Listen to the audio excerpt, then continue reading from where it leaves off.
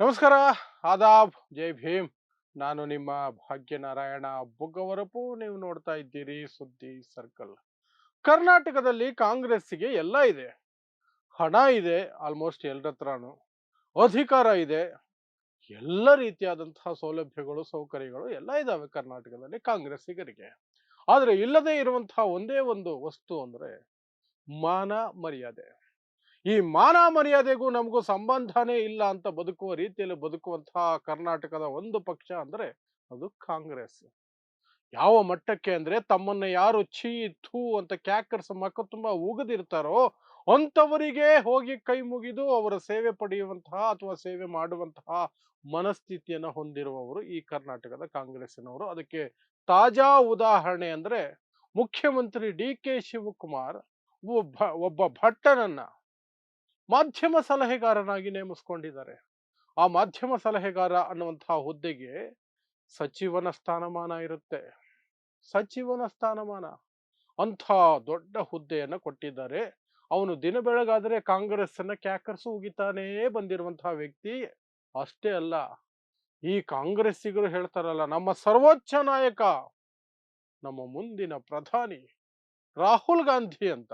ಆ ರಾಹುಲ್ ಗಾಂಧಿಯನ್ನ ಫಟಿಂಗ, ಅಂಡೆ ಪಿರ್ಕೆ ಈ ರೀತಿ ಪದಗಳಿಂದ ಕೆಟ್ಟ ಕೊಳಕ ಬೈಯುವಂತಹವನನ್ನೇ ಮಿಸ್ಟರ್ ಡಿ.ಕೆ. ಶಿವಕುಮಾರ್ ತಮ್ಮ ಮಾಧ್ಯಮ ಸಲಹೆಗಾರರನ್ನಾಗಿ ನೇಮಿಸ್ಕೊಂಡಿದ್ದಾರೆ.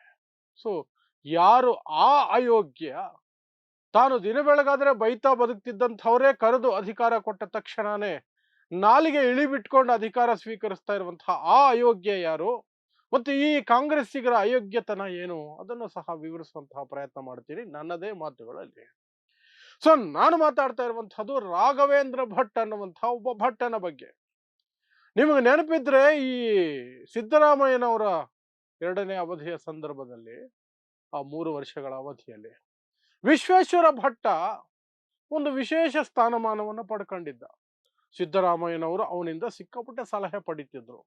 ಸಿದ್ದರಾಮಯ್ಯನವರಿಗೆ ಮಾನ ಮರ್ಯಾದೆ ಇದ್ದಿದ್ರೆ ಅದನ್ನು ಮಾಡ್ತಿರ್ಲಿಲ್ಲ. ಅವರು ತಾವೂ ಸಹ ನಾನು ಎಂತಹ ಸಮಾಜವಾದಿ ಅಂತ ಘೋಷಣೆ ಮಾಡಿಕೊಂಡ್ರು, ಎಷ್ಟು ದೊಡ್ಡ ಅಧಿಕಾರವನ್ನು ಅನುಭವಿಸಿದ್ರು, ನಾನೂ ಸಹ ತಿಕ್ಕಲತನದ ಕೆಲಸಗಳನ್ನು ಮಾಡ್ತೀನಿ ಅಂತ ತೋರಿಸ್ಕೊಳ್ಳೋದಕ್ಕೆ ಸಿದ್ದರಾಮಯ್ಯ ಆ ವಿಶ್ವೇಶ್ವರ ಭಟ್ಟ ಅನ್ನುವಂತಹ ನೀಚಾತಿ ನೀಚ ಕೋಮುವಾದಿಯನ್ನ ಪಕ್ಕದಲ್ಲಿ ಇಟ್ಕೊಂಡು ಓಡಾಡ್ತಿದ್ರು. ನೀಚಾತಿ ನೀಚ. ಆ ನೀಚ ಎಂಥ ಅಯೋಗ್ಯ ಅಂತಂದ್ರೆ ಆ ವಿಶ್ವೇಶ್ವರ ಭಟ್ಟ ತಾನು ಯಾರನ್ನ ದಿನ ಬೆಳಗಾದ್ರೆ ವಿರೋಧಿಸ್ತಾನೋ, ಯಾರ ವಿರುದ್ಧ ಬರೀತಿರ್ತಾನೋ, ಯಾರ ವಿರುದ್ಧ ಪತ್ರಕರ್ತ ಅಂತ ಹೇಳ್ಕೊಂಡು ಓಡಾಡ್ತಿರ್ತಾನೋ, ಅವರು ಕರೆದು ಪಕ್ಕದಲ್ಲಿ ಕೂರಿಸ್ಕೊಂಡಿದ ತಕ್ಷಣ ಚು ಚು ಚು ಚು ಚು ಚು ಚು ಅಂತ ತಲೆ ಸವರಿಸ್ಕೊಂಡು ಕೂರ್ತ್ಕೊಳ್ತಾನಲ್ಲ, ಅವನದೆಂತ ಯೋಗ್ಯತೆ, ಅದನ್ನ ನೀವು ಯೋಚನೆ ಮಾಡಿ. ಇದು ಸಿದ್ದರಾಮಯ್ಯನವರ ಬಾಳು ಗೋಳು ಆದ್ರೆ, ಅದೇ ದಾರಿಯಲ್ಲಿ ಈಗ ಡಿ.ಕೆ. ಶಿವಕುಮಾರ್, ಕರ್ನಾಟಕದ ಮುಖ್ಯಮಂತ್ರಿ ಡಿ.ಕೆ. ಶಿವಕುಮಾರ್ ಹೊರಟಿದ್ದಾರೆ. ಅವ್ರೇನ್ ಮಾಡಿದ್ದಾರೆ, ಈ ರಾಘವೇಂದ್ರ ಭಟ್ ಅನ್ನುವಂತಹ ಒಬ್ಬ ಮನುವಾದಿ, ಕೆಟ್ಟ ಕೊಳಕ ರೀತಿಯಲ್ಲಿ ಕಾಂಗ್ರೆಸ್ ಅನ್ನ ದಿನ ಬೆಳಗಾದ್ರೆ ಬೈಯುವಂತವನು. ಅದು ಅವನ ಹಕ್ಕು ಬಿಡಿ. ಕಾಂಗ್ರೆಸ್ ಅನ್ನು ಬೈಯೋರು ಕಾಂಗ್ರೆಸ್ ಅನ್ನು ಬೈಬಹುದು, ಬಿಜೆಪಿನ ಬೈಯೋರು ಬಿಜೆಪಿನ ಬೈಬಹುದು. ಆದರೆ ಅದೇ ಜಾಗಕ್ಕೆ ಹೋಗಿ ನಾಲ್ಗೆ ಇಳಿ ಬಿಟ್ಕೊಂಡು ಅವ್ರು ಹಾಕುವಂತಹದಕ್ಕೆ ಕಾಯ್ತಾ ಇರ್ತಾರಲ್ಲ, ಅಲ್ಲಿ ಬರೋದು ಸಮಸ್ಯೆ. ಸೊ ಈ ರಾಘವೇಂದ್ರ ಭಟ್ನನ್ನ ಡಿ.ಕೆ. ಶಿವಕುಮಾರ್ ತಮ್ಮ ಮಾಧ್ಯಮ ಸಲಹೆಗಾರನನ್ನಾಗಿ ನೇಮಿಸ್ಕೊಂಡಿದ್ದಾರೆ. ಇಡೀ ರಾಜ್ಯದಲ್ಲಿ ಡಿ.ಕೆ. ಶಿವಕುಮಾರ್ಗೆ ಬೇರೆ ಯಾರೂ ಸಿಗ್ಲಿಲ್ಲ. ಸಿಕ್ಕಿದ್ದು ಇವನೊಬ್ನೇ ಅಂತೆ. ಯಾಕೆ ಅಂದ್ರೆ ಇವನಿಗೆ ಇರುವಂತಹ ಒಂದು ಏನು ಸ್ಪೆಷಾಲಿಟಿ ಏನು, ಯಾಕೆ ಇವನನ್ನೇ ಆಯ್ಕೆ ಮಾಡಿಕೊಂಡ್ರು ಅಂದ್ರೆ, ಇವನಿಗೆ ರಾಹುಲ್ ಗಾಂಧಿಯನ್ನ ಕೆಟ್ಟ ಕೊಳಕ ಭಾಷೆಯಲ್ಲಿ ಬೈಯುವಂತಹ ಟ್ಯಾಲೆಂಟ್ ಇದೆ. ಯಾವ್ಯಾವ ಪದಗಳನ್ನು ಬಳಸ್ತಾನೆ, ಫಟಿಂಗ, ಅಂಡೆ ಪಿರ್ಕಿ ಅಂತೆಲ್ಲ ರಾಹುಲ್ ಗಾಂಧಿಯನ್ನ ಕಿಂಡಲ್ ಮಾಡೋದ್ರಿಂದ ಹಿಡಿದು ಅಸಹ್ಯವಾಗಿ ಟೀಕೆ ಮಾಡುವವರೆಗೆ ಎಲ್ಲವನ್ನೂ ಮಾಡಬಲ್ಲಂತಹ ಸಾಮರ್ಥ್ಯ ಇರುವಂತಹ ಒಂದು ಪತ್ರಕರ್ತ. ಹಾಗಾಗಿ ಇವನೇ ಮಾಧ್ಯಮ ಸಲಹೆಗಾರನಾಗಿ ಬೇಕು ಅಂತ ಹೇಳಿ ತಗೊಂಡಿರೋ ಹಾಗಿದೆ ತಗೊಂಡಿರೋ ಹಾಗಿದೆ. ಸೊ ಈ ರಾಘವೇಂದ್ರ ಭಟ್ಟನ ಒಂದೇ ಒಂದು ಪೋಸ್ಟು, ಅದು ಪೂರ್ತಿ ಓದಲ್ಲ, ಒಂಚೂರು ಓದ್ತೀನಿ, ನಿಮ್ಗೆ ಅರ್ಥ ಆಗುತ್ತೆ ಇವನ ಮನಸ್ಥಿತಿ ಏನು, ಇವನೆಂತ ಕೋಮುವಾದಿ, ಯಾವ ನಾನ್ಸೆನ್ಸ್ ಮೆಂಟಾಲಿಟಿ ಇವನೆಂಥ ಅಯೋಗ್ಯ ಅನ್ನೋದು ನಿಮ್ಗೆ ಅರ್ಥ ಆಗುತ್ತೆ. ಕೇಳಿಸ್ಕೊಳ್ಳಿ. ಇದು 2021ರ ಒಂದು ಪೋಸ್ಟ್. ಇದು ಯಾವುದು, ಪಶ್ಚಿಮ ಬಂಗಾಳದಲ್ಲಿ ಮಮತಾ ಬ್ಯಾನರ್ಜಿ ಮೂರನೇ ಬಾರಿಗೆ ಗೆದ್ದಾಗ ಅವರನ್ನ ಅಭಿನಂದಿಸಿ ರಾಹುಲ್ ಗಾಂಧಿ ಒಂದು ಪೋಸ್ಟ್ ಹಾಕಿದ್ರು. ಆ ಸಂದರ್ಭದಲ್ಲಿ ಈ ರಾಘವೇಂದ್ರ ಭಟ್ ಅನ್ನುವಂತಹ ಈಗ ಕರ್ನಾಟಕದಲ್ಲಿ ಸಚಿವನ ಸ್ಥಾನಮಾನಕ್ಕೆ ಬಂದಿರುವಂತಹ ಒಂದು ಹುದ್ದೆಯನ್ನ ಅಲಂಕರಿಸೋಕೆ ಹೊರಟಿರುವಂತಹ, ಅದನ್ನ ಡಿ ಕೆ ಶಿವಕುಮಾರ್ ಆಯ್ಕೆ ಮಾಡಿರುವಂತಹ ಮಹಾನ್ ವ್ಯಕ್ತಿತ್ವದವನು ರಾಘವೇಂದ್ರ ಭಟ್ಟ ಬರೆದಿರೋದು ಏನು, ಈ ಫಟಿಂಗ ಮಾಜಿ ಪ್ರಧಾನಿ ಇಂದಿರಾ ಗಾಂಧಿ ಅವರ ಮೊಮ್ಮಗ ಎಂದು ಕರೆಸಿಕೊಳ್ಳುವುದಕ್ಕೆ ಅರ್ಹನೇ. ರಾಹುಲ್ ಗಾಂಧಿನ ಹೊಗಳ್ತಾ ಇರೋದು ರಾಘವೇಂದ್ರ ಭಟ್. ಈ ಹೊಗಳಿಕೆಗೆ ಡಿ ಕೆ ಶಿವಕುಮಾರ್ ಪಾಪ ಮಾರು ಹೋಗಿರಬೇಕು. ಬಂಗಾಳದಲ್ಲಿ ಪಕ್ಷ ಸೊನ್ನೆ ಸುತ್ತಲಿದೆ ಎಂದು ಅರ್ಥವಾಗುತ್ತಿದ್ದಂತೆ ರಣರಂಗದಿಂದ ಓಟ ಕಿತ್ತ ಓಡುಗಳ್ಳನಿಗೆ ಸಂಭ್ರಮಿಸುವುದಕ್ಕೆ ಸಿಕ್ಕ ಕಾರಣ ಏನೆಂಬುದನ್ನು ನೋಡಿ. ಪಟಿಂಗ ಆಯ್ತು, ಓಡುಗಳ್ಳ ಆಯ್ತು, ಇನ್ನು ಮುಂದಕ್ಕೆ ಬರ್ತವೆ. ಒಂದು ಕಾಲದಲ್ಲಿ ದೇಶದ ತುಂಬಾ ಅಧಿಕಾರ ಸ್ಥಾಪಿಸಿ ಆಳ್ವಿಕೆ ನಡೆಸಿದ ಪಕ್ಷದ ಆಧಾರ ಸ್ತಂಭವೇ ಕುಸಿದು ಹೋಗಿದೆ. ಕಾಂಗ್ರೆಸ್ನ ರಾಷ್ಟ್ರೀಯ ಪಕ್ಷದ ಸ್ಥಾನಮಾನವೇ ಪ್ರಶ್ನಿಸುವ ಹಂತಕ್ಕೆ ಬಂದಿದೆ. ಅಂಥದ್ರಲ್ಲಿ ಈ ವ್ಯಕ್ತಿ ಪರರ ಸೋಲಿನಲ್ಲಿ ಖುಷಿ ಕಾಣುತ್ತಿದ್ದಾನೆ. ರಾಹುಲ್ ಗಾಂಧಿಗೆ ಒಳ್ಳೆ ಸಂಬೋಧನೆ ಏಕವಚನದಲ್ಲಿ. ಹಾಗೆ ನೋಡಿದರೆ ಪಂಚರಾಜ್ಯಗಳ ಚುನಾವಣೆಯಲ್ಲಿ ಕಾಂಗ್ರೆಸ್ಸಿಗೆ ಅಸ್ಸಾಂ ಮತ್ತು ಕೇರಳದಲ್ಲಿ ಸೋಲಿನ ಸರಪಣಿಯನ್ನು ಕಡಿದುಕೊಂಡು ಸೆಟೆದು ನಿಲ್ಲುವುದಕ್ಕೆ ಅವಕಾಶವಿತ್ತು. ಆದರೆ ಈ ಮಹಾಶಯ ಚುನಾವಣೆ ಸಂದರ್ಭದಲ್ಲೂ ಒಬ್ಬ ಸ್ಥಳೀಯ ನಾಯಕನನ್ನು ಮುಂಚೂಣಿಯಲ್ಲಿ ನಿಲ್ಲಿಸಿ ಪಕ್ಷವನ್ನು ರಣಸನ್ನಾಹಕ್ಕೆ ಪ್ರೇರೇಪಿಸಲಿಲ್ಲ. ಟ್ವೀಟಲ್ಲಿ ತೀಟೆ ತರಲೆ ಮಾಡುತ್ತಾ ಕಾಲ ಕಳೆದ. ನೀವು ಮುಂದಕ್ಕೆ ಹೋದ್ಬೇಕಾ? ಮುಂದಕ್ಕೆ ಏನೇನೋ ಹೇಳ್ತಾನೆ. ಈ ಮಾತುಗಳನ್ನ ಆಡಿರುವವನು ರಾಹುಲ್ ಗಾಂಧಿಯ ಬಗ್ಗೆ ಈ ಮಾತುಗಳನ್ನ ಆಡಿರುವವನು ಡಿ ಕೆ ಶಿವಕುಮಾರ್ಗೆ ಮಾಧ್ಯಮ ಸಲಹೆಗಾರ ಅಂತೆ. ಸೊ ಡಿ ಕೆ ಶಿವಕುಮಾರ್ ನಿಜವಾಗ್ಲೂ ರಾಹುಲ್ ಗಾಂಧಿಯ ಬಗ್ಗೆ ಗೌರವ ಇದ್ರೆ, ಸರಿ ನನಗೆ ಗೊತ್ತಿರ್ಲಿಲ್ಲ ಇವನು ಯೋಗ್ಯತೆ ಇಂಥದ್ದು, ಯಾರೋ ರೆಕಮೆಂಡ್ ಮಾಡಿದ್ರು ಅಂತ ನಾನು ತಗೊಂಡ್ಬಿಟ್ಟಿದ್ದೀನಿ ಅನ್ನೋದಾದ್ರೆ, ನಿನ್ನೆ ಬೆಳಗ್ಗೆಯಿಂದ ಟೀಕೆಗಳು ಕೇಳಿ ಬರ್ತಾ ಇದ್ದಾವೆ. ನಿನ್ನೆ ಬೆಳಗ್ಗೆಯಿಂದ ಎಲ್ಲರೂ ಪೋಸ್ಟ್ ಹಾಕ್ತಿದ್ದಾರೆ, ಇಂತಹ ಅಯೋಗ್ಯನನ್ನ, ಇಂತಹ ನಾಲಾಯಕನನ್ನ ಯಾಕೆ ನೀವು ಅಂತಹ ಹುದ್ದೆಗೆ ತಗೊಂಡಿದ್ದೀರಿ ಅಂತ ಕಿತ್ತು ಬಿಸಾಕ್ಬೋದಾಗಿತ್ತಲ್ಲ.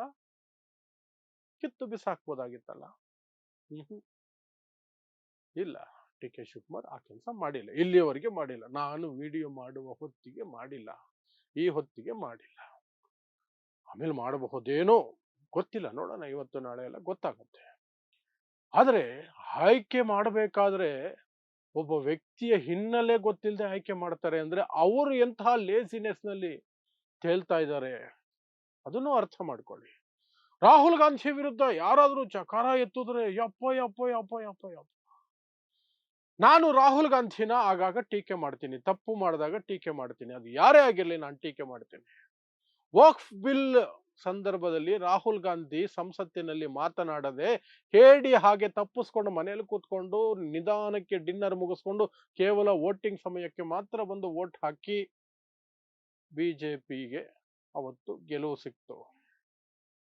ಅವರು ಚರ್ಚೆ ಮಾಡಿದ್ರೆ ಗೆಲುವು ಸಿಕ್ತಿರ್ಲಿಲ್ಲ ಅಂತೇನಲ್ಲ, ಬಟ್ ಅಲ್ಲಿ ಧ್ವನಿ ಎತ್ತಬೇಕಾಗಿತ್ತಲ್ಲ, ಎತ್ತಲಿಲ್ಲ. ಆ ಸಂದರ್ಭದಲ್ಲಿ ನಾನು ರಾಹುಲ್ ಗಾಂಧಿಯನ್ನ ಟೀಕೆ ಮಾಡಿದ್ದೆ. ಇದು ಹೇಡಿತನ. ವಕ್ಫ್ ಬಿಲ್ ವಿಚಾರವಾಗಿ ರಾಹುಲ್ ಗಾಂಧಿ ಸದನದಲ್ಲಿ ಮಾತನಾಡದೆ ಇದ್ದಿದ್ದು ಹೇಡಿತನ ಅಂತ. ಬಿದ್ರಲ್ಲ ನನ್ನ ಮೈ ಮೇಲೆ ಕಾಂಗ್ರೆಸ್ನ ಚಮಚಗಳು. ಮೋದಿ ಅಂಧಭಕ್ತರ ಲೆವೆಲ್ಗಿಂತ ದಾಟಿ ರಾಹುಲ್ ಗಾಂಧಿಯ ಅಂಧಭಕ್ತರು ನನ್ನ ಮೇಲೆ ಬಿದ್ರು. ರಾಹುಲ್ ಗಾಂಧಿನ ಬೈಬಾರ್ದಂತೆ. ಆ ಅಂಧಭಕ್ತರೆಲ್ಲರಿಗೂ ಆವತ್ತು ನನ್ನ ಮೇಲೆ, ನನ್ನ ವಿರುದ್ಧ ಅಷ್ಟೆಲ್ಲಾ ಗೊಣಗಾಟ, ಬೈದಾಟ, ಜಗಳ ಮಾಡಿದಂತಹ ಅಷ್ಟು ಅಯೋಗ್ಯ ರಾಹುಲ್ ಗಾಂಧಿಯ ಅಂಧಭಕ್ತರನ್ನ ಕೇಳ್ತಾ ಇದ್ದೀನಿ. ಇವತ್ತು ರಾಘವೇಂದ್ರ ಭಟ್ ಅನ್ನುವಂತಹ ಈ ನೀಚ, ಇವನನ್ನ ನೀಚ ಅಂತ ಯಾಕೆ ಕರಿತೀನಿ ಅಂದ್ರೆ ಅವನು ಬಿಜೆಪಿಗೆ ಸಪೋರ್ಟ್ ಮಾಡ್ತಾನೆ ಅಂತಲೋ ಅಥವಾ ಇನ್ನೇನು ಕಾಲ. ಇವರೆಲ್ಲ ಮನುವಾದಿಗಳು ಇವರೆಲ್ಲ ಜಾತಿವಾದದ ವಿಷಯದಲ್ಲಿ ಬೆಂದಿರುವಂತವ್ರು. ಇಲ್ಲದೆ ಹೋದ್ರೆ ಬಿಜೆಪಿ RSS ಪರವಾಗಿ ನಿಂತ್ಕೊಳ್ಳೋದಿಲ್ಲ, ಯಾವನು ನಿಂತ್ಕೊಳ್ಳೋದಿಲ್ಲ. ಜಾತಿ ಕ್ರೌರ್ಯವನ್ನು ತುಂಬಿಕೊಂಡಿರೋರು ಮಾತ್ರನೇ ಬಿಜೆಪಿ RSS ಗೆ ಸಪೋರ್ಟ್ ಮಾಡೋದಕ್ಕೆ ಸಾಧ್ಯ? ಇವನು ಮಾಡ್ತಾನೆ ಅಂದ್ರೆ ಇವನು ಮಾನವೀಯತೆಯಲ್ಲಿ ನಂಬಿಕೆ ಇಲ್ಲದವನು. ಅಂಥ ಅಯೋಗ್ಯ ನೀಚನನ್ನ ನೀವು ಕರ್ಕೊಂಡು ಹೋಗಿ ಒಂದು ಸಚಿವನ ಸ್ಥಾನಮಾನದ ಹುದ್ದೆಯಲ್ಲಿ ಕೂರಿಸ್ತೀರಿ ಅಂತಂದ್ರೆ, ಈಗ ನೀವು ರಾಹುಲ್ ಗಾಂಧಿಯ ಅಂಧಭಕ್ತರು, ಅವತ್ತು ನನ್ನ ವಿರುದ್ಧ ಎಗರಾಡಿದ ಅಂಧಭಕ್ತರು, ನಿಮಗೆ ನಾಚಿಕೆ ಮಾನ ಮರ್ಯಾದೆ ಕಿಂಚಿತ್ತಾದರೂ ಇದ್ರೆ ಹೋಗಿ KPCC ಕಚೇರಿ ಮುಂದೆ ಹೋಗಿ ಪ್ರಶ್ನೆ ಮಾಡಿ, ಮುಖ್ಯಮಂತ್ರಿಯನ್ನ ಪ್ರಶ್ನೆ ಮಾಡಿ, ರಾಹುಲ್ ಗಾಂಧಿಯನ್ನು ಬೈದವನನ್ನ ಯಾಕ್ರಿ ನೀವು ಆ ರೀತಿಯಾದಂತಹ ಹುದ್ದೆಗೆ ತೆಗೆದುಕೊಳ್ತಾ ಇದ್ದೀರಿ ಅಂತ. ಆಗಲ್ಲ, ಆಗಲ್ಲ. ಭಕ್ತರು ಅಂದ್ರೆ ಭಕ್ತರೇ. ಮೋದಿ ಭಕ್ತರು ಅಷ್ಟೇನೆ, ರಾಹುಲ್ ಗಾಂಧಿ ಭಕ್ತರು ಅಷ್ಟೇನೆ, ಎಲ್ಲರ ಬಾಳು ಅಷ್ಟೇ. ಇವರ ಯೋಗ್ಯತೆಗಳೇ ಎಷ್ಟು? ಒಂದು ರಾಜಕೀಯ ಪಕ್ಷಕ್ಕೆ, ಒಂದು ವ್ಯಕ್ತಿಗೆ ಗುಲಾಮರಾಗಿ ಬದುಕೋದೆ. ತಪ್ಪು ಮಾಡಿದಾಗ ಯಾವನೇ ಆಗಿರ್ಲಿ ಪ್ರಶ್ನೆ ಮಾಡ್ತೀನಿ ಎನ್ನುವಂತಹ ಛಾತಿ ಇಲ್ಲದವರು ಇವರು. ಒಬ್ಬನನ್ನ ಮೆಚ್ಕೊಂಡು ಬಿಟ್ರೆ ಅವನು ಏನು ಮಾಡಿದ್ರು ಸರಿ, ಅವನಿಂದ ದೇಶ ಎಕ್ಕುಟ್ಟೋದ್ರು ಸರಿ, ಮೋದಿ ಭಕ್ತರ ಹಾಕಿ ನಾವು ಬೆಂಬಲಿಸ್ತೀವಿ. ಅವ್ರು ಏನ್ ಮಾಡಿದ್ರು ನಮ್ಮ ಲೀಡರ್. ಇದೇ ಬಾಳ ಇವ್ರದ್ದು, ಕಾಂಗ್ರೆಸ್ಸಿನವ್ರದ್ದು. ಈಗ ಪ್ರಶ್ನೆ ಮಾಡಿ ಅಂದ್ರೆ ಒಬ್ರಿಗೂ ಇಲ್ಲ, ಒಬ್ರಿಗೂ ಧೈರ್ಯ ಇಲ್ಲ, ಒಬ್ರಿಗೂ ಇಲ್ಲ. ಇನ್ನು ಇದ್ರ ಬಗ್ಗೆ ಇಷ್ಟೆಲ್ಲಾ ಚರ್ಚೆಗಳು ಅದು ಇದು ಎಲ್ಲ ಆಗ್ತಿರ್ಬೇಕಾದ್ರೆ ಆ ಕಡೆ DK ಶಿವಕುಮಾರ್ ಪ್ರತಿಕ್ರಿಯೆ ಕೊಟ್ಟಿಲ್ಲ ಬಿಡಿ. ಈ ರಾಘವೇಂದ್ರ ಭಟ್ಟನಾದ್ರೂ ಬಾಯಿ ಬಿಟ್ಟು ಮಾತಾಡ್ಬೇಕಿತ್ತಲ್ಲ, ಮಾತಾಡಲ್ಲ. ಇವನಿಗೆ ಮಾನ ಮರ್ಯಾದೆ ಇದೆಯಾ? ಫಸ್ಟ್ ಆಫ್ ಆಲ್ ಯಾರ ವಿರುದ್ಧ ತಾನು ದಿನ ಬೆಳಗಾದ್ರೆ ಬರೀತಾ ಇರ್ತಾನೋ, ಯಾರ ವಿರುದ್ಧ ತಾನು ದಿನ ಬೆಳಗಾದ್ರೆ ಮಾತಾಡ್ತಾ ಇರ್ತಾನೋ ಅಂಥವರು ಕರೆದು ಅಧಿಕಾರ ಕೊಟ್ಟ ತಕ್ಷಣ ನಾಲಿಗೆ ಇಳಿ ಬಿಟ್ಕೊಂಡು ಸಾಕು, ನನಗೆ ದುಡ್ಡು ಬಂದ್ರೆ ಸಾಕು, ಅಧಿಕಾರ ಬಂದ್ರೆ ಸಾಕು ಅಂತಾನಲ್ಲ, ಇವನಂತಹ ಅಯೋಗ್ಯ ಇರಬೇಕು, ಇವನಂತಹ ಅಯೋಗ್ಯ ಇರಬೇಕು. ಅದನ್ನು ಯೋಚನೆ ಮಾಡಿ. ಅದರ ಜೊತೆಗೆ ಇವ್ರಿಗೆಲ್ಲ ಏನು ಬಂದಿರೋದು ರೋಗ, ಸಿದ್ದರಾಮಯ್ಯ ಆಗಿರ್ಲಿ, DK ಶಿವಕುಮಾರ್ ಆಗಿರ್ಲಿ, ಇವ್ರಿಗೆ ಬ್ರಾಹ್ಮಣರೇ ಬೇಕಾ? ಯಾಕೆ ಬೇಕು? ಬ್ರಾಹ್ಮಣರೇ ಯಾಕೆ ಬೇಕು? ಇವ್ರು ಗೊತ್ತು, ಈ ವಿಶ್ವೇಶ್ವರ ಭಟ್ ಆಗಿರ್ಬೋದು, ಈ ರಾಘವೇಂದ್ರ ಭಟ್ ಆಗಿರ್ಬೋದು, ಇವರೆಲ್ಲರೂ ಜಾತಿವಾದಿಗಳು, ಕೋಮುವಾದಿಗಳು. ದಿನ ಬೆಳಗಾದ್ರೆ ದೇಶದಲ್ಲಿ ಹಿಂದೂ ಮುಸ್ಲಿಂ ಅಂತ ಜಗಳ ಹಚ್ಚೋರು. ಆದ್ರೂ ಇವರೇ ಬೇಕು. ಇವರ ನೀಚತನವನ್ನ ಅಲ್ಲೇ ಅರ್ಥ ಮಾಡ್ಕೊಳ್ಳಿ, ಕಾಂಗ್ರೆಸ್ಸಿಗರ ನೀಚತನವನ್ನ. ಸುಮ್ನೆ ಹೇಳ್ಕೊಂಡು ಓಡಾಡ್ತಾರೆ RSS ಅಂದ್ರೆ ನಾವು ಹಂಗ್ ಮಾಡ್ಬಿಡ್ತೀವಿ, ಹಿಂಗ್ ಮಾಡ್ಬಿಡ್ತೀವಿ ಅಂತ. ಯಾವ ಗಂಟೆನೂ ಇಲ್ಲ, ಎಂಥದ್ದು ಇಲ್ಲ. ಸುಮ್ನೆ ನಮ್ಮನ್ನ ಯಾಮಾರ್ಸೋದು, ನಿಮ್ಮನ್ನ ಯಾಮಾರ್ಸೋದು, ಮುಸ್ಲಿಮರನ್ನ ಯಾಮಾರ್ಸೋದು, ದಲಿತರನ್ನ ಯಾಮಾರ್ಸೋದು, ಓಟ್ ಹಾಕಿಸ್ಕೊಳ್ಳೋವಾಗೆ ಮಾತಾಡೋ ಮಾತುಗಳೇ ಬೇರೆ. ಈಗ ಇಂಥವ್ರೇ ಬೇಕು. ಸಿದ್ದರಾಮಯ್ಯಗೆ ವಿಶ್ವೇಶ್ವರ ಭಟ್ಟೇ ಬೇಕು, DK ಶಿವಕುಮಾರ್ಗೆ ಈ ರಾಘವೇಂದ್ರ ಭಟ್ಟನೇ ಬೇಕು. ಬೇರೆಯವರಾದ್ರೆ ಆಗಲ್ಲ, ಬೇರೆಯವ್ರು ಆಗಲ್ಲ ಅಷ್ಟೇ. ಆ ರಾಘವೇಂದ್ರ ಭಟ್ ಕೇವಲ ರಾಹುಲ್ ಗಾಂಧಿ ಬಗ್ಗೆ ಮಾತ್ರ ಕೆಟ್ಟ ಕೊಳಕ ಮಾತಾಡಿಲ್ಲ. ದಿನ ಬೆಳಗಾದ್ರೆ DK ಶಿವಕುಮಾರ್, ಸಿದ್ದರಾಮಯ್ಯ ಅವರಿಬ್ಬರ ಬಗ್ಗೆ ಅವನು ಮಾಡಿರುವ ವ್ಯಂಗ್ಯ, ಅವನು ಮಾಡಿರುವ ಟೀಕೆಗಳು ಒಂದಲ್ಲ ಒಂದಲ್ಲ. ಅಯ್ಯೋ, ಅವನು ಪ್ರೊಫೈಲ್ ತೆಗೆದು ನೋಡಿದ್ರೆ ಬರೀ ಅದೇ ಇರೋದು, ಬರೀ ಅದೇ ಇರೋದು. ಅವ್ರು ಕೂತ್ಕೊಂಡ್ರು ನಿಂತ್ಕೊಂಡ್ರು ಅವ್ರ ವಿರುದ್ಧ ಕೆಟ್ಟ ಕೊಳಕ ಕಮೆಂಟ್ಗಳು ಹಾಕೊಂಡಿದ್ದಾನೆ, ಪೋಸ್ಟ್ಗಳು ಹಾಕಿದ್ದಾನೆ. ಆದ್ರೂ ಅವನಿಗೂ ಮಾನ ಮರ್ಯಾದೆ ಇಲ್ಲ. ನಾನು ಇಷ್ಟು ವಿರೋಧಿಯಾಗಿದ್ದು ಅವರು ಅಧಿಕಾರ ಕೊಟ್ಟ ತಕ್ಷಣ ಹೋಗ್ಬಾರ್ದು ಅಂತ. ಈ ಕಡೆ ಇವ್ರಿಗೂ ಮಾನ ಮರ್ಯಾದೆ ಇಲ್ಲ. ನಮ್ಮನ್ನ ಇಷ್ಟು ಉಗಿತಾನೆ, ಇಷ್ಟು ಕ್ಯಾಕರ್ಸ್ ಏನೇನೋ ಮಾತಾಡ್ತಾನೆ, ನಮ್ಮ ನಾಯಕನ ಬಗ್ಗೆ ಕೆಟ್ಟ ಕೊಳಕ ಭಾಷೆ ಬಳಸ್ತಾನೆ. ಅವನನ್ನು ನಾವು ಹತ್ರ ಸೇರಿಸಬಾರ್ದು ಅಂತ ಇವ್ರಿಗೂ ಮಾನ ಮರ್ಯಾದೆ ಇಲ್ಲ, ಅವನಿಗೂ ಮರ್ಯಾದೆ ಇಲ್ಲ. ಮಾನ ಮರ್ಯಾದೆ ಇಲ್ಲ, ಮಾನ ಮರ್ಯಾದೆ ಇಲ್ಲ, ಮೈನಸ್ ಪ್ಲಸ್ ಮೈನಸ್ ಪ್ಲಸ್ ಆಗಿ ಕೂತೈತೆ ಅಷ್ಟೇ. ಇಷ್ಟೆಲ್ಲಾ ವಿರೋಧದ ನಂತರ, ನಾವೆಲ್ಲ ಇಷ್ಟೆಲ್ಲ ಬಾಯಿ ಬಡ್ಕೊಂಡ ನಂತರ, ಇನ್ನು ಮೇಲಾದರೂ ಈಗಲಾದರೂ ಎಚ್ಚೆತ್ತು ಮುಖ್ಯಮಂತ್ರಿಗಳು ಇವನನ್ನ ಆ ಅಪಾಯಿಂಟ್ಮೆಂಟ್ ಅನ್ನ ಕ್ಯಾನ್ಸಲ್ ಮಾಡ್ತಾರ, ಕಾದು ನೋಡೋಣ. ಇಲ್ಲದೆ ಹೋದ್ರೆ ಇವರಿಗೆ ಸಿದ್ಧಾಂತ ಮಣ್ಣು ಮಸಿ ಅನ್ನೋದೆಲ್ಲ ಕೇವಲ ಡೋಂಗಿ ನಾಟಕ ಅಂತ ಹೊರಾಗವರೇ ಘೋಷಣೆ ಮಾಡ್ಕೊಂಡಂಗೆ ಆಗತ್ತೆ. ಅದು ನಮಗೂ ಒಳ್ಳೇದೆ, ನಮಗೂ ಅರ್ಥ ಆಗತ್ತೆ. ಒಂದಷ್ಟು ಅಂಧಭಕ್ತರು, ಕಾಂಗ್ರೆಸ್ಸಿನ ಅಂಧಭಕ್ತರಿಗೆ ಅರ್ಥ ಆಗತ್ತೆ ಇವ್ರ ಯೋಗ್ಯತೆ ಏನು ಅಂತ, ಇವ್ರ ಯೋಗ್ಯತೆ ಏನು ಅಂತ ಅಷ್ಟೇ. ಸೊ ಇಂತಹದ್ದೇ ವಿಶೇಷ ಸುದ್ದಿಗಳಿಗಾಗಿ ನೋಡ್ತಾ ಇರಿ ಸುದ್ದಿ ಸರ್ಕಲ್. ನಾನು ನಿಮ್ಮ ಭಾಗ್ಯನಾರಾಯಣ ಬುಗವರಪು.